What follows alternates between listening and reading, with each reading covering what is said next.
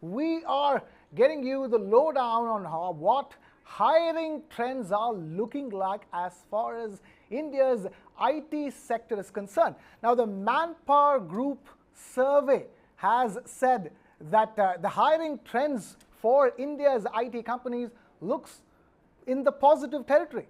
And that's because you're seeing a revival. As compared to the last quarter, it's been a 6% increase in the positive trends. 49% of the over 3,000 employees who were surveyed as part of this Manpower Group employment survey said that they were looking to hire, which means right now it's all looking good. Despite all the news that you've heard of layoffs and job cuts and etc., it looks like the way forward is going to be good as far as India's IT sector and jobs in India's IT sector is concerned. However, there is one worrying trend that's also emerging amidst all of this, and that is as far as India's women employees are concerned. Many of them are leaving plum jobs in India's top IT companies because their work from home privileges are being taken away. We'll be talking about that as well. But first up, we will try to understand what hiring is looking like in India's IT sector, and who better than Mr. Pramod Bhasin, founder of Genpact and the recently appointed chairman of India's Data Security Council, to tell us more about that. Mr. Pramod Bhasin, thank you so much for joining us here on News9 Live and taking time out for that. I just want to begin by asking, it looks like things could be turning green as far as the job market is concerned in India, in IT sector specifically speaking. I think they may be turning green. I think they've been green for a long time. I don't know that there was a time when the growth in the IT sector didn't happen. It did slow down. I think that's the point you've been making. Of course, it did slow down recently, especially as companies in the US cut back, thoughts of recession, all of those things happened. But I think it'll pick up again. And now, in fact, with artificial intelligence coming to the fore, the demand for people with those kinds of skills is going to go ballistic. It's going to go through the roof. And, we're going to, I don't know how to say it, but I think it's going to, there's going to be a mad rush for these, like, as if I've never seen a rush like this before. Right. Even companies like Accenture have just announced 80,000 engineers will be focused on AI. So you're going to see another bit of a gold rush here happening soon. Right. It's interesting to say that, Mr. Pramod Bhasin. Stay with us. We also have Reetu Raina, Vice President and Global Head of Talent Management at Amdocs, joining us. We also have Pragati Sharma, CEO and co-founder of I4 Consulting, who specializes in talent solutions and leadership hiring, also joining us. But before I go to them, Pramod Bhasin, I really wanted to ask you, sir, tell us, you're talking about a gold rush over here. We all thought artificial intelligence is going to take away jobs. You're telling us that artificial intelligence is going to be creating jobs, at least in the near future. That is the greatest myth in the world, created by people who like bad news, firstly. Secondly, all technology creates jobs. All technology. You can go back in history as far as you want. If you go back to textile machines, if you go back to computers, if you go back to the internet, if you go back to mobile devices, technology creates new jobs. So the rush to use AI productively, to use these large language models really well, is going to spawn a demand for engineers, and it's going to make all of us much more productive and thereby create more jobs. So I hope you will help dispel this myth that is out there, that it will take some jobs away in some sectors, but they're going to be replaced by many, many more. I mean, just look at what things like AI and the internet and others have done to create new businesses like Uber and Airbnb and all of those. And that's where new jobs are created. That same thing is going to happen, because this type of AI will actually be exponential across all industries. It's going to affect healthcare, education, finance, whichever one you pick, pharmaceutical. And in all those cases, growth will improve, productivity will improve, demand for expertise will go through the roof. So if anybody's out there, if If you have a chance, Go for become it. an AI engineer. There's going to be a demand for that, which is just going to go crazy right now. Oh, absolutely. Go for it. If I can put that simply, just do it, like that Nike tagline. Stay with us, Mr. Pramod Bhasin. We have Reetu Raina, Vice President, Global Head of Talent Management at Amdocs, joining us. Reetu, talk to us. We have Mr. Pramod Bhasin on the panel telling us that it's going to be a gold rush as far as IT jobs in India is concerned. How are you viewing the way forward? I think, before actually going to what Mr. Pramod said, we have to really understand how are these times different than previous macroeconomic situations. Whether you look at 2008 or Y2K in 2000, there was a layoff, jobs were going on. The difference which we are seeing today is that the layoffs are not happening because companies are not doing well. The old skills are becoming redundant. And when new skills are needed by the market, by the businesses like AI, for example, when we say AI, there's a new role popping up in the market, prompt engineers for AI. So what does it mean? It means that we still need people to deliver to these business models, which would be technology driven. But what would be the challenge would be they would need different skill sets. So the new job creation, if you look at that data, it has been highest ever than the previous years. So old skills are becoming redundant, new skills are coming up. And so far as India is concerned, I think we always have an advantage, and it was never really, really red for us. Being a country which has really developed its talent over a period of time, specifically in the IT sector, we do stand a chance. I think the companies and individuals who will focus on upskilling, seizing the opportunity as it is coming, and focusing on how do they build their capability to meet these new business models, it will really make their fortunes of the individuals as well as for the companies. So it's about seizing the moment, being ready, and upskilling yourselves. Right, seizing the moment. Pragati Sharma, CEO and co-founder I4 Consulting, also with us. Would you agree with that? You specialize in talent solutions and leadership hiring. Mr. Pramod Bhasin giving us a very optimistic outlook. Just like the Manpower Group Employment Outlook survey, most employers are positive when it comes to hiring in India's IT industry. Absolutely. I think it's the best time to be in India. Apart from the tech hiring across services and products and startups, I think one area we should understand is GCCs. There are about 800 new GCCs coming to India within 2023. And the cost of talent, the quality of talent that exists here is absolutely stunning. And so we have nothing to fear in terms of job and job creation. I also agree with Reena saying that, yes, talent index, I think demand and supply was something that we faced during and post-COVID, but the talent index has gone high. It's gone much higher because we've moved from pretty much, let's say, digitization to automation. And hence, if this talent is not going to upskill itself, it will have a lot to lose. But I think huge potential. We have nothing to worry about. Nothing to worry about. Stay with us. We also have my colleague Shweta Kothari joining us in the studio as well. Shweta, thank you so much for taking time out to be with us over here. Because we have other trends that we're also tracking over here. Employment trends, hiring trends, great positive outlook from all the panelists who are with us. But there's a worrying trend, especially when it comes to India's largest IT company, TCS. Talk to us about that. So many thousands of women, tens of thousands of women are quitting the workforce because they can't do work from home anymore.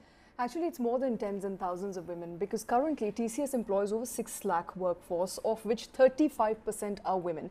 Now, over the course of last 2 years, there has been a retrenchment exercise. People have been leaving their work due to various policies, of course, but primarily driven out of their home because they're now asked to come back to work in office as opposed to working from their homes, from where they were comfortable. They're now being asked to leave that and come back to offices, and that has resulted in a lot of people resigning. Now, the worrying trend that we're talking about, Krishna, and the reason why I'm not in your chair today, I'm here, is because I disagree largely with what is being said. Development and hiring is only good for a country when it's holistic in nature, and the trend that we're looking at is that overall, first, let's talk about labor workforce participation in India. As per government figures, 21-22 at 32.8%, where 50% people in this country are essentially women. there are only 32% women participating in paid workforce. And this is the government of India data. If you look at international data that is coming from World Bank, it's less than 20%, approximately 19%. Now, most of this data suggests that women are okay to work from the, as I said, from their home, from where they're comfortable, where they can work, operate while also doing household chores, and that is going away. And TCS, just one company that's come out on record to suggest that more women are leaving workforce as opposed to men. The numbers are staggering at that. They're saying that 20% of the workforce resigned over the course of last year, where there was still some parity, there was less disparity, more men and women in total, but as of this year, more women are leaving workforce, and that is a cause of worry. Extreme cause for worry. Mr. Pramod Bhasin, if I can bring that back to you, hiring, generation of jobs, all of that is fine, but if it continues to benefit only one contingent, it is problematic, extremely problematic, isn't it? It is, but you're talking about two very different subjects here. So, and we don't confuse them, please. That's one request. No, we're just talking about it because while we're all positive and optimistic about so many jobs being generated, at the same time we're also have to be cautious about the fact that it's going to work in one direction. In one area, yes. In one area, the wives, etc., are great. By the way, we will run into trouble. There will be issues. Lots of things will happen. But overall, the wives are great. The other issue about hiring women is a long-standing issue in India. We must remember that. The participation of Indian women in the workforce is pathetic and has been pathetic for a long time. Of course, the TCS news is new. They are a very smart company.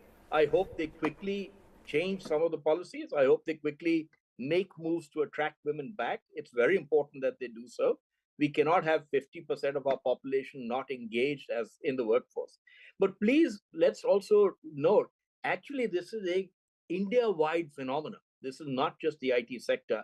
In fact, the IT sector or the BPO sector, certainly at Genpact, probably is better in this regard than any other sector. But the fact is, we need more policies which are friendlier and make it easier for women to work from and combine the multiple hurdles they face while having to work, of carrying the burden of the home, of being a mother, of being someone who looks after the house, then having the pressure of work, all of these things combined.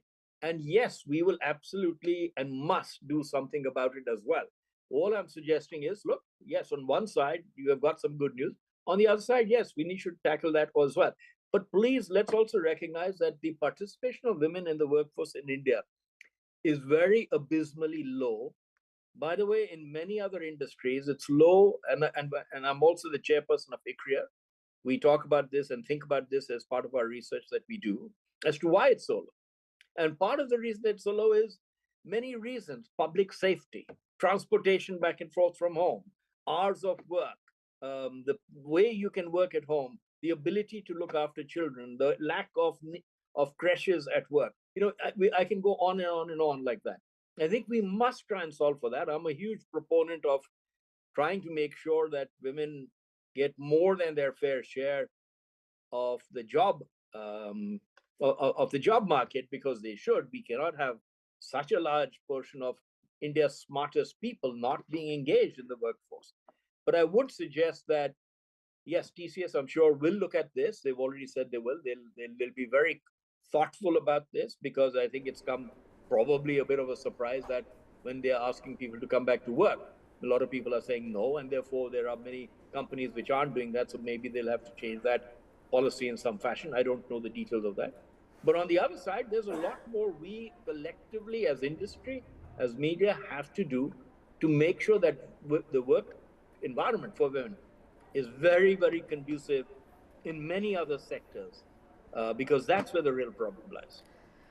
Mr. Bhasin, you alluded to some very important factors which are preventing women, and by the way, Shweta Kothari this side, thanks very much for speaking to us. You alluded to some very interesting factors which are preventing women for essentially participating in workforce. Number one being their domestic duties, domestic chores, which prevents them from traveling to work and coming back home. Another being that they have those domestic duties, so they essentially don't want to find a workplace which is little distant or away from them, that takes them away from their children and their duties. And then there are socio-economic factors as well, which is women not being essentially allowed to go out and do a job if they can get it at home, nothing better than that. But essentially, with many IT companies now resorting to work from office, would you be of the suggestion, and I don't know if you agree with me or not, to make some sort of leeway for women? Because if you are to ensure gender parity at work, you have to take proactive measures. And we understand that there are factors that keep women away from workforce, and one of the primary factors being that it is difficult for them to travel and leave their homes. So does it make sense, therefore, for IT companies to have special provisions for women? 100%, Shweta ji. 100%. I am all for it. I think women carry an extraordinary burden versus men in terms of the work pressure and home pressures that they have to deal with. I think it's up to us to make sure that we meet their needs and are very sensitive to what they need to come to work, either work from home or work from the office. One of the big issues, for instance, is just public transport. You know, our public transport system, most women do not feel safe in it. By the way, there's a lot of service done around this, and that is a huge constraining factor for women, not just in Delhi or anywhere, but across India, where they feel, look, our ability to get home late at night, for instance, if you don't have a car, is very constrained. Therefore, you don't go and take up a job which is more than X miles away, where you know you can get home safely. So there are things like that that we should do. We should have special permissions for women.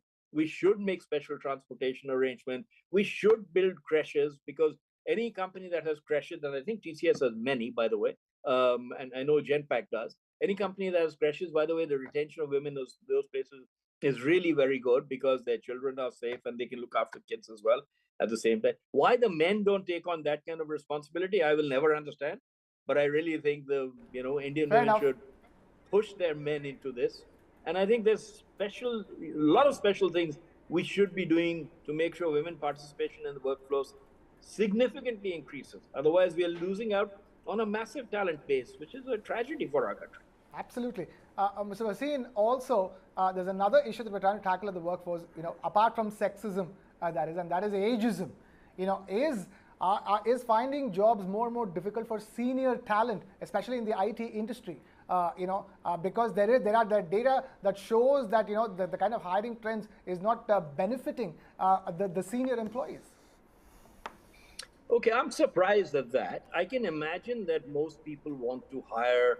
There's a huge bias in the world about younger people. I can say that as a much older guy, that the world absolutely is always focused on younger people, and that's fine. That's just the law of the land. I'm fine with that. But I think I'm surprised that older employees aren't getting work. I think they are. I think the employability of people who have been trained and who are older is enormous. Lots of people can be employed. I don't think anybody has a problem finding a job. Maybe their salaries aren't going up as high, or maybe they're not retraining themselves. But typically, I'm not aware of this data which suggests that they aren't getting hired at the older level. Maybe I don't know if you're talking about the lowest level or blue collar workers, or what kind of workers are you talking about here? But certainly in the IT industry, there's no lack of jobs. There's no dearth of jobs. There's in fact a massive, in fact, shortage of people. And so if you look at this as in the numbers I'm seeing, Tech Mahindra has 0.03% in the 50 plus age group. That's also, remember, because such a large pool of our workforces are young, new software graduates, right? And so the older employees, for a whole variety of reasons, will do different jobs, go to different industries. Maybe it's the travel content, etc. But I'm not aware of many people who don't have jobs in the older group, say in the 50 plus group. They may not in these companies, but they certainly have jobs elsewhere. Right. Stay with us. Pragati Sharma, CEO and co-founder i4 Consulting. Is there ageism in India's IT sector? Simple question to you.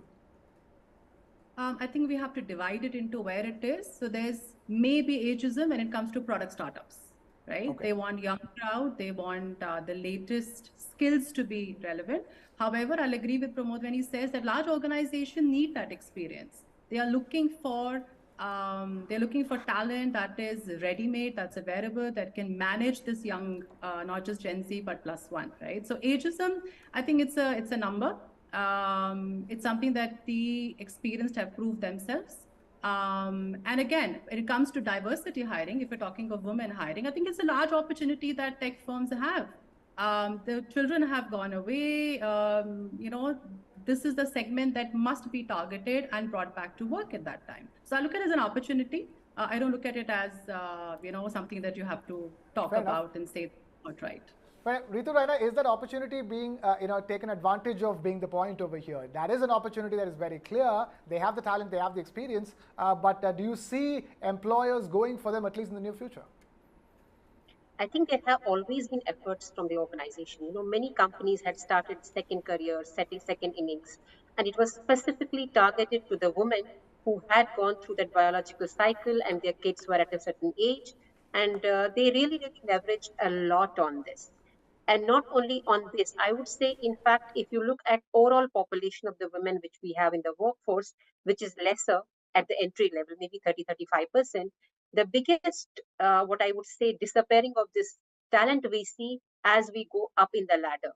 And suddenly when they reach mid and the higher levels. The question is that, aren't the women talented? Yes, of course they are talented. But what happens in the ecosystem which really makes them not to go along with the job? And it goes back to the society, it goes back to the organizations. Are they enabling enough? Is society seeing them as equals? Are burdening them with the many things which men are not burdened with?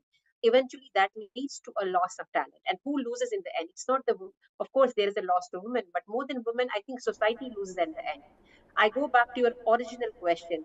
Why is India at an advantage vis-a-vis other countries? Because we have talented young workforce who are capable. And when we are not able to be inclusive to get these women, we are losing in a very, very large and important sector. Okay. Ms. Raina, as someone who represents the talent management company and is a woman herself, I want to understand, is ageism all the more real when we talk about elderly women? Because their duties, responsibilities are greater towards their home, and we all understand that these are our biological duties, that these are our responsibilities that have been given to us by the virtue of our gender. We didn't choose them, and therefore the need for positive discrimination and positive policies in place which make it easier for women to be a part of workforce. But I want to understand, is ageism all the more dangerous for elder women in workforce? You will always have a conflict between the biological clock and when you are growing in the career. Both are happening at the same time. I think what is really important is how, as a woman, you take that leadership for your own self and career to move forward. And world is not equal. Let's understand this.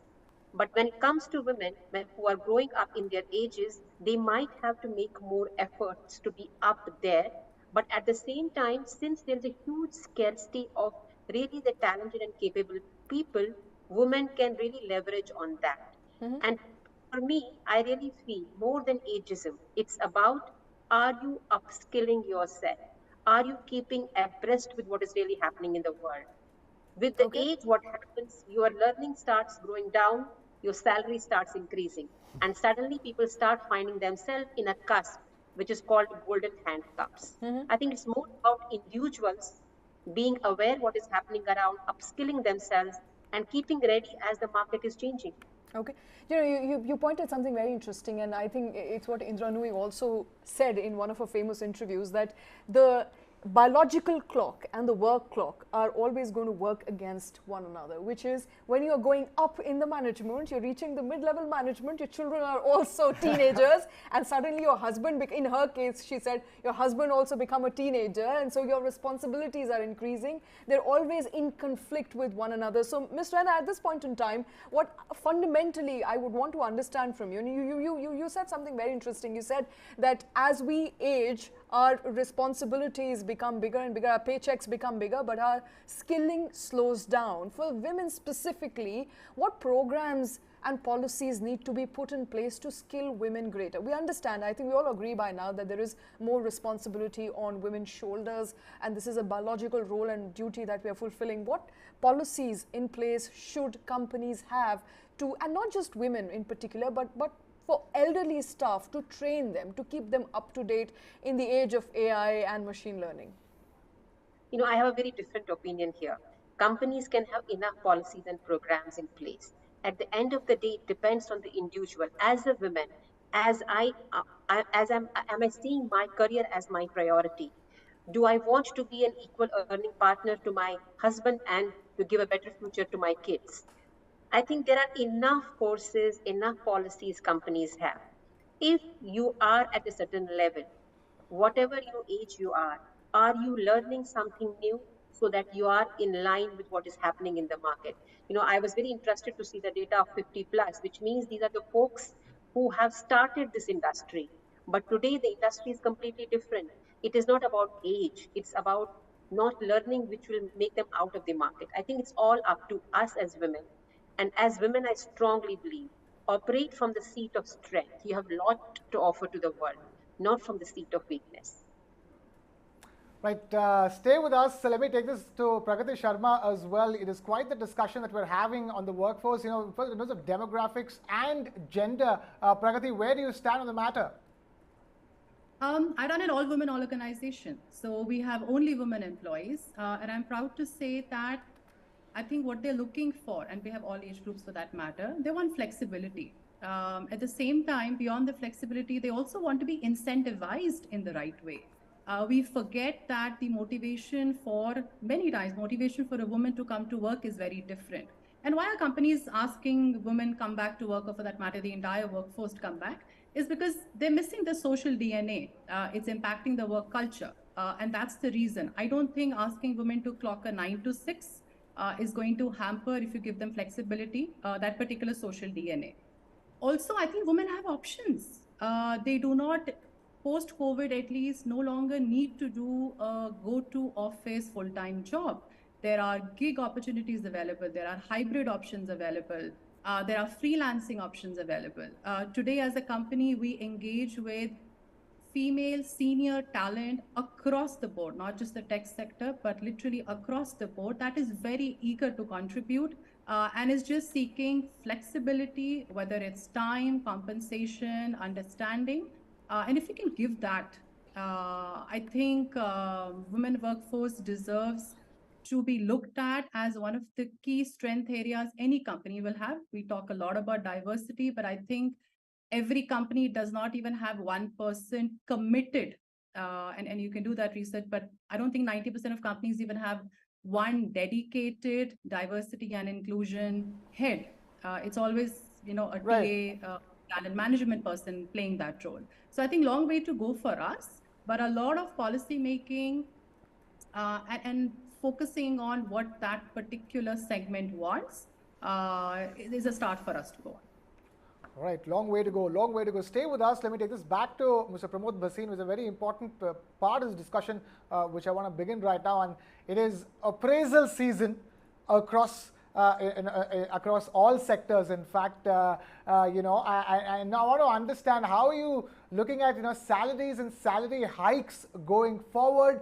If you keep India's IT sector as a shining example of how other sectors will follow, how do you view the way forward? The area that worries me in the future is that as demand for scarce talent goes up, that costs are going up dramatically. I did today about HUL executives, about I don't know how many were quoted, who all earn 1 crore and more. The premium for talent in India is now becoming huge for a simple reason. Industrial growth will continue to grow at 10, 13%, 14% a year. If GDP growth is 6, 7%, industrial growth typically means 12, 13, 14%. Our institutional capacity in education is not growing at anything like that number. And therefore, we're going to continue to get constricted in terms of demand for talent. And if companies then are starting to grow faster, especially smaller ones who are focused on products development, new AI, startups, entrepreneurship, etc., salaries are just going to go higher and higher. We are finding even in financial services, for instance, I'm the chairperson of Clicks Capital, salaries are going through the top. And I think that is going to remain a very significant challenge for India as we move forward. You can see the headline here: Bucks trend with 12 to 15% hike to top performers. In fact, I wouldn't be surprised to see that number go even higher. And that's something that we have to worry about, because we need to be economic, we need to be smart about how we use it, and we need to provide customers with enormous value. Um, by the way, two other things I would just add to this debate. The notion of employment has changed post-COVID. Employment is now viewed by employees very differently. Earlier, employers could tell you, do this, go there, wake up at this time, go to sleep at this time, be on the call, etc., etc. Those notions are now gone.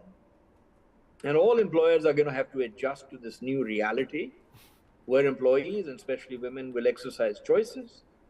They will do different things. They will attrite faster.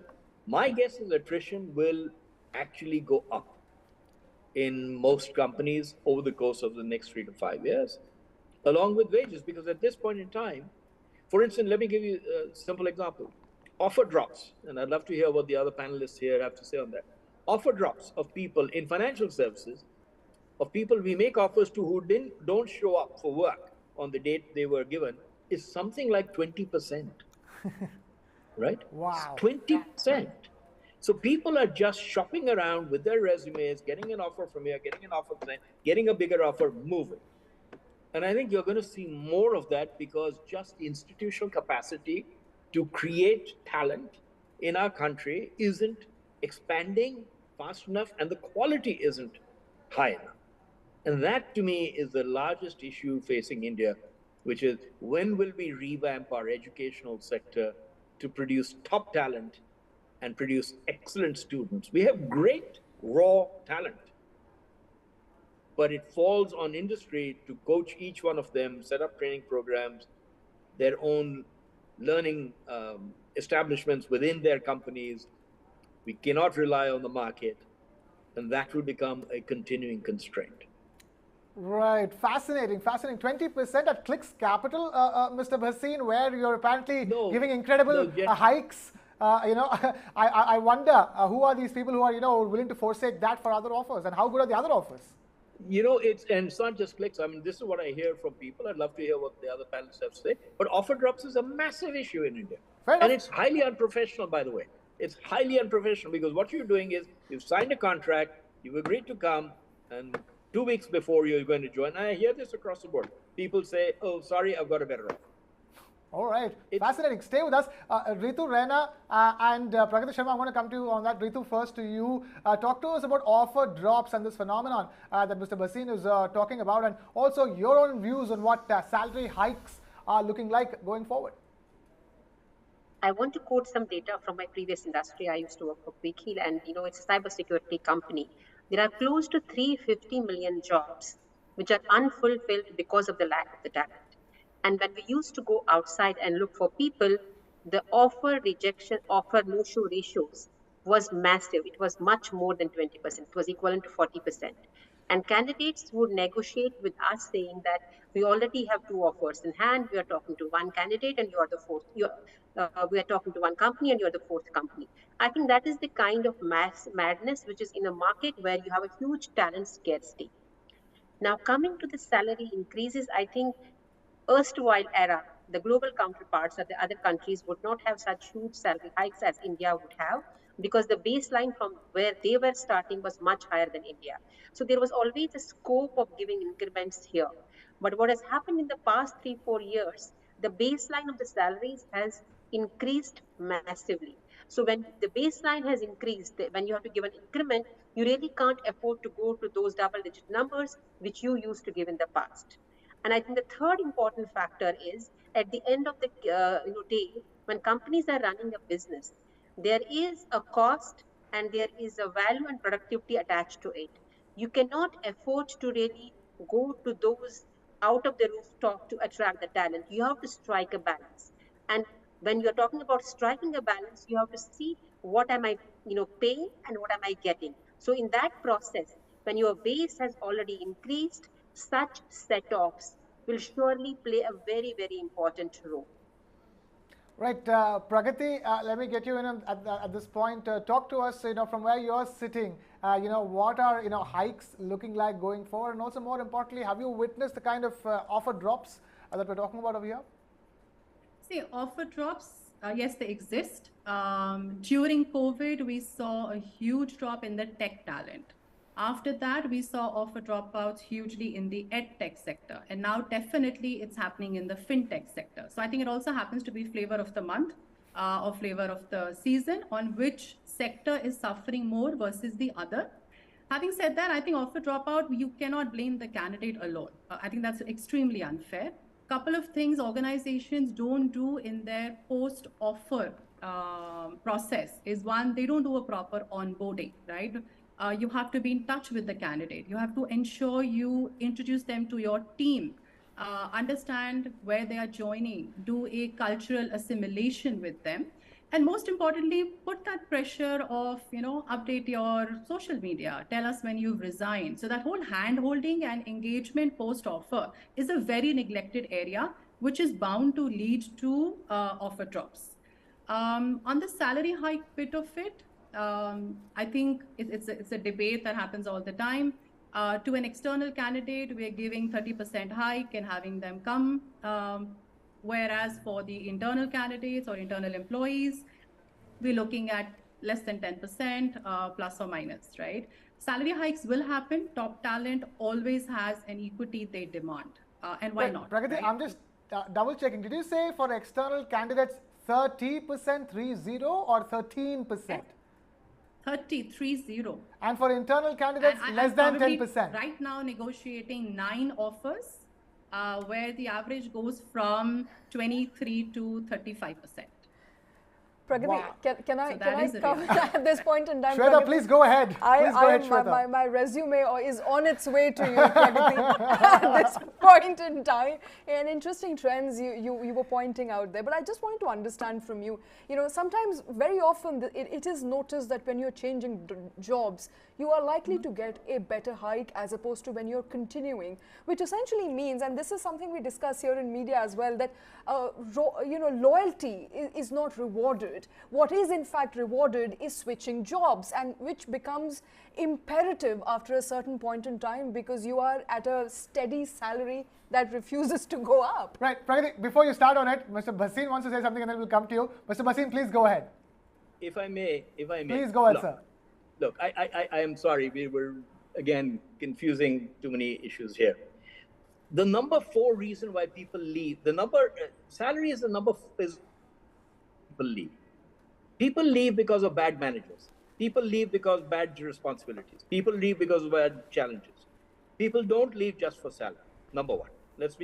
This is borne out by endless surveys done by endless HR people across the world, and has been borne out. Certainly, we used to do this at Jetpack, and we saw that every time. Every time someone wants to leave, it's essentially a bad man. Unless you're getting double your salary or a lot more, in which case, you tell people you're welcome.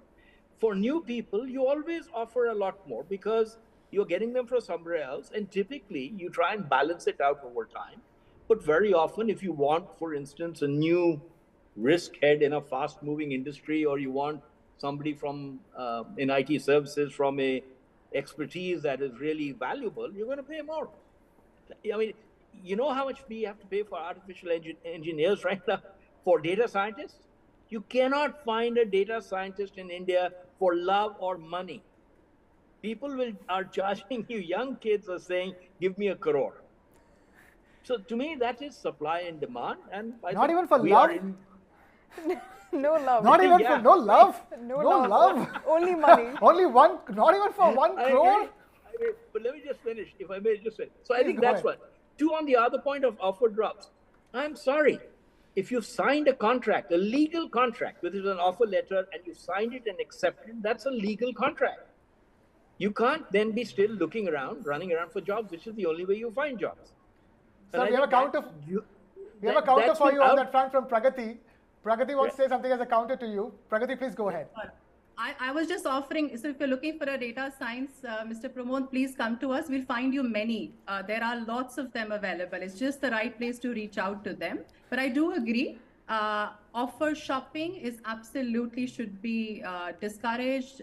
Unfortunately, the demand and supply dynamics doesn't support it, and therefore there's a lot of offer shopping happening. I don't think anyone appreciates it, and I don't think it's a trend that any of us will ever support. Right? On data scientists, I can tell you, I've talked to startups, I've talked to venture capitalists, I've talked to people. I'm an investor in venture capital, I'm an investor in AI. Good data scientists. I've talked to universities. I'm the founder of Plaksha University. Impossible today in India. The demand for product engineers and data scientists is skyrocketing. Trust me, if you can produce them, you should be charging $1 million because that's what people are willing to do for good data scientists, not just a data scientist coming out of one more engineering college, which is defunct and produces people with bad quality. Yeah, because that's the problem. Most of our computer engineers, as you know, are not really employable.